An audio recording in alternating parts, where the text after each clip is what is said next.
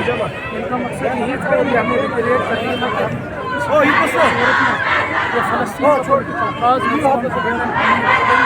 अपने फ़लस्तीन भाइयों की हम इखलाकी सफारती और सियासी हिमायत जारी रखेंगे जब तक कि इनके पॉलिटिकल काज का हसूल है।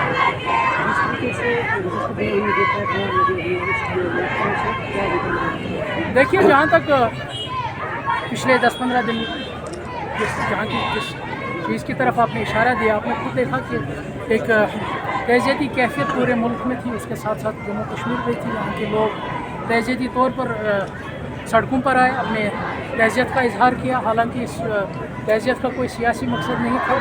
ये जलसे जुलूस जो हमें देखने को मिले, उनका मकसद यही था कि जो जिस तरीके से जिस दहशतगर्दाना कार्रवाई में हज़रत इमाम को जिस तरीके से शहीद किया गया था, उस दहशतगर्दी की हम पुरज़ोर अल्फाज में मज़म्मत करें और उनके साथ अपनी मोहब्बत का इजहार करें। वही मकसद और मुद्दा और मकसद था। मुझे समझ नहीं आ रहा है कि ऐसी क्या ज़रूरत इंतज़ामिया को पड़ी, इसको भी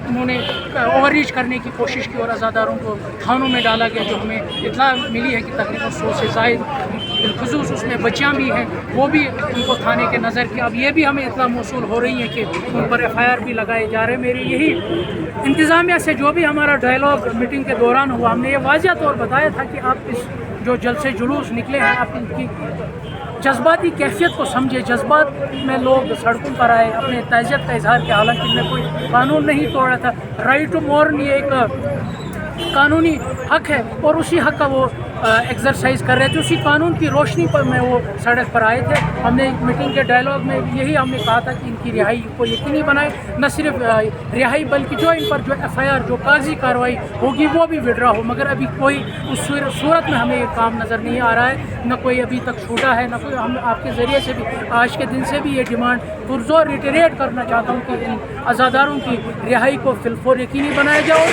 रिहाई को बिला मशरूत रखा जाए। अगर कहीं FIR कहीं कटा है या FIR कहीं दर्ज हुआ है, वो FIR भी विड्रा। मुंतज़िर साहब, जिस तरीके से आज जामा मस्जिद को भी रेस्ट्रिक्शंस लगाई हैं कि मुसलमानों का जिहाद मजबूत होगी, कुछ भी आगे जामा मस्जिद मीर वाइज ने भी ट्वीट में कहा, क्या कहना चाहिए? देखिए, हम ये एक मुस्लिम कुश इक़दाम है कि मुसलमानों को अपनी मजहबी फ़राइज़ से रोकना।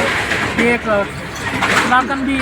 अखलाकी तौर भी ये खिलाफ है और कानून की रोशनी में भी खिलाफ है, क्योंकि राइट टू रिलीजियस प्रैक्टिस ये एक आइनी हक है 25 और 26 की रोशनी में। और मुसलमानों को इस हक के हुसूल को रोकना, इसकी हम पुरज़ोर अल्फाज में मज़म्मत करते हैं। और इनको ये जानते हुए भी कि आज रमज़ान मुबारक का आखिरी जुमा है और इसकी अहमियत कितनी है माह रमज़ान में। और फिर एक बार जामिया मस्जिद को ताले के नज़र किया। मीर वैज़ कश्मीर डॉक्टर मौलाना मोहम्मद उमर फ़ारूक साहब को अपने मजहबी फ़राइज़ से रोका गया, उनको महराब से पर चढ़ने से रोका गया। हम उसकी पुरज़ोर में अल्फाज की मज़म्मत करते हैं। और उसके साथ साथ ये एक मुस्लिम कुछ पॉलिसी है जो हुकूमत ने अपनाई है। मुझे नहीं पता है कि ये किन को खुश करना चाहते हैं, क्योंकि हमें जो नज़र आ रहा है ये हर वो इक़दाम उठाते हैं जिसका मुद्दा और मकसद है मुसलमान का इज़्ज़त नफ्स पामाल।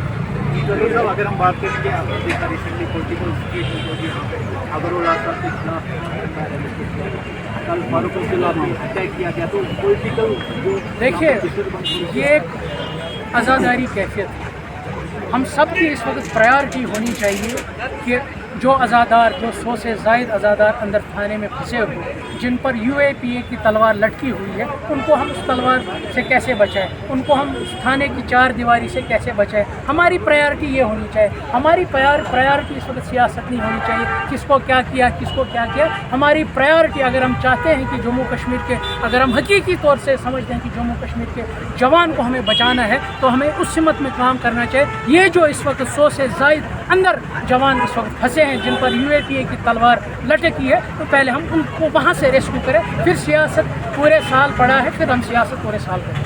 शुक्रिया।